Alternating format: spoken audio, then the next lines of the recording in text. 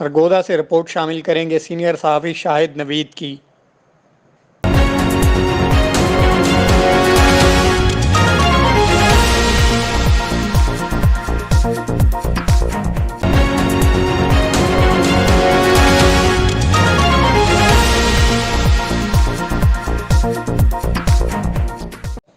سرگودا میں محنت، جرأت اور بہادری کا مظاہرہ کرنے والے پولیس افسران میں تعریفی سرٹیفکیٹ اور نقد انعامات تقسیم کیے گئے۔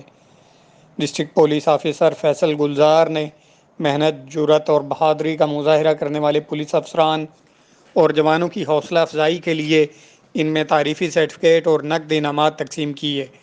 تعریفی سرٹیفکیٹ اور نقد انعامات حاصل کرنے والوں میں انسپکٹرز کیسر عباس، محمد خالد، محمد ارشد محمود، سب انسپکٹرز خورم شہزاد، سہیل ظفر، ناصر عباس، ظفر حسین شاہ، علی نواز شاہ، حافظ محمد نوید اکرم، فاروق حسنات، ذیشان اقبال، احمد شیر، محمد عمیر حسن، رانا شیر محمد، ASI حافظ طاہر انور، سرفراز احمد، محمد وسیم، محمد نواز اور کانسٹیبلوں میں شعیب منظور، محسن نعیم، محمد افضال، توقیر عباس، اسامہ امین، فضل احمد، محمد وقار اسلم، عرفان محمود، علمدار حسین، ناصر خان، شاہد محمود، جاوید اقبال، محمد امتیاز، فیصل شہزاد اور زبیر اسلم شامل ہیں۔